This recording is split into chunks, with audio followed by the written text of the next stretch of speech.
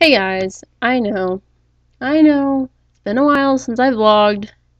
I know I have this whole weekly thing going on and everything, but last week something happened and I just couldn't bring myself to vlog.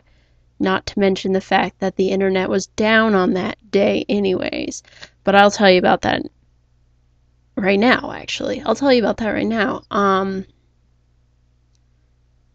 So I don't know how many of you guys watch Cool Jeffrey's channel or anything, but I'm subscribed to him and I like him because he's kind of funny. He goes to Michigan State.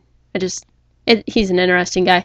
But I watched one of his vlogs last week about his dog having to be put down, and his dog was, I think, 14 or so, and I sympathized with him because I knew what it felt like to lose a pet, though I guess I didn't sympathize as much the day I watched it as I did a couple days later.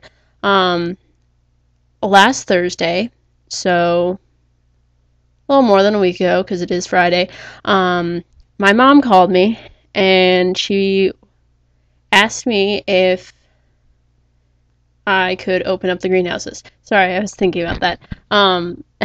I was thinking about how tired I was because she asked me to do it in the morning, and she's like, "Are you gonna just roll back over and go to bed?" And I'm like, "No, I'm getting up right now." So I got up and went outside to open the greenhouses, and it was normal, whatever. I walked back up to my house because I have greenhouses in my backyard. Maybe that's not so normal, but yeah. I walked back up to my house and I heard crying. And it's not like a baby crying or a kid crying. I heard a cat crying. And I looked over and I guess I had to walk. Where's my hand at? I had to walk over past my mom's truck to see a cat that was crying, and it was my cat Max. And I'm gonna get really emotional. I have a feeling I'm shaking as I tell this story. He was crying, and I said, "Max, come here, Max, come here." And he tried to move, like he came a little closer, but in the end, I had to go get him, and he was in this clearing between two bushes, so I had to like get burrs and stuff all over me, and kind of got stretched up, but it didn't matter because I got my cat. So I picked him up, and I thought maybe he was just stuck or something. And so I put him down on the floor or on the ground, I guess, to walk back to the house, assuming he'd just follow me. And he didn't. He was limping.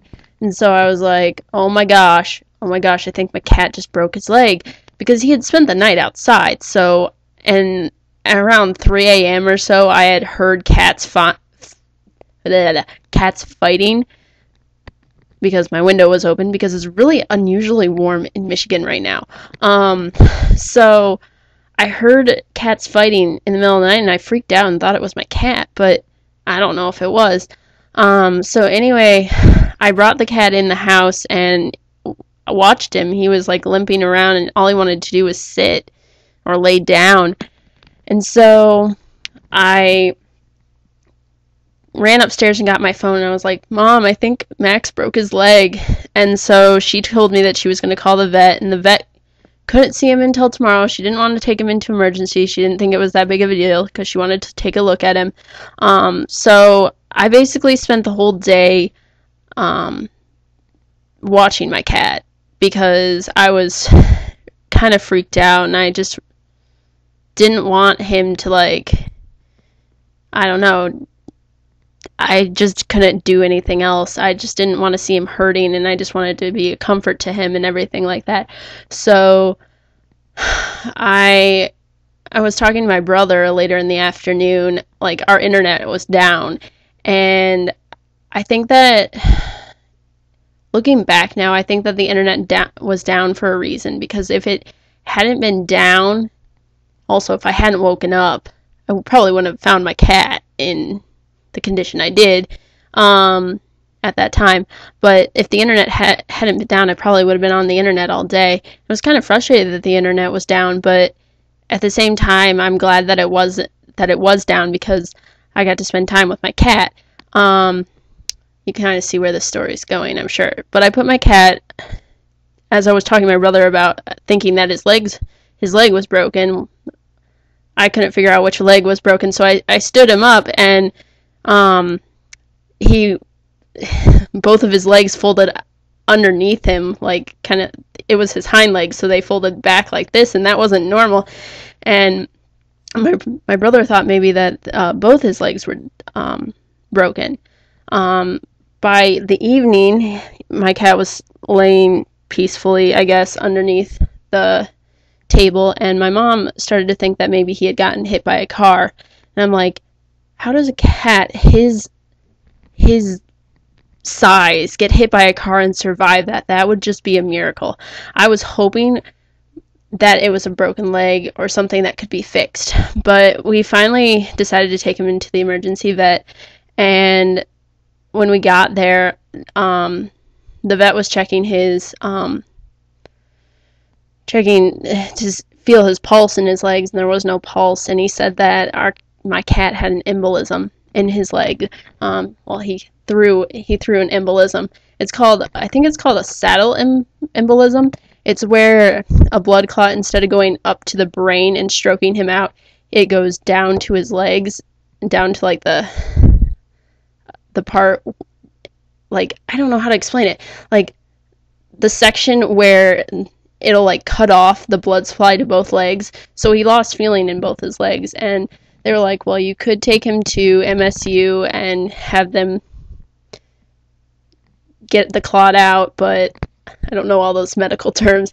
But it'll likely come back in 6 months, so it's not really anything you can do about it, and it's probably not got a good prognosis. And at that point, I'm like bawling my eyes out because it's my cat, and while he wasn't as old as, say, Cool Jeffrey's dog, he was only 8. He was my cat, and I haven't lost a cat in 8 years or anything. I haven't had to put a cat down in 8 years. That's just, it was a really painful thing. And my mom asked me what I wanted to do, and I'm like, I don't want to see him in pain. I just can't do it, and I don't want to prolong his life and prolong his pain just for my own selfish desires of wanting more time with him. So we put him down, and it was really, really, really sad, and still doesn't feel the same. The other night I had a dream about him, and it was that I was looking for him and all over the house, and I thought I had seen him, but then I remembered that he had passed away. Last Saturday, my dad and I, or I kind of helped my dad, buried him. So yeah, that helped a lot. And then this week I've just been really busy, and while I've cried a couple of times and I'm still feeling quite emotional about it, like I have cried, I've wanted to cry. School has kept me too busy, and it's just not giving me any chance at all to mourn over this fact that I lost my cat. And I don't know if you understand that whole thing, because I mean, it's just really hard. I don't know if you've ever lost a pet, I guess is what I'm trying to say. But it hurts. It hurts a lot because pets become part of your family, and I sympathize with anyone who has lost a pet, because it does hurt and it takes a while to heal and stuff. And there's always that small little chunk missing from your heart, even if it's filled by other animals or anything like that. And yeah, it's hard. So that's what I've kind of been up to as of recently, and I will get another vlog up in the next day or two. Probably a memorial video of my cat too, because I think I went a little too long on this one. I don't know the timing on this.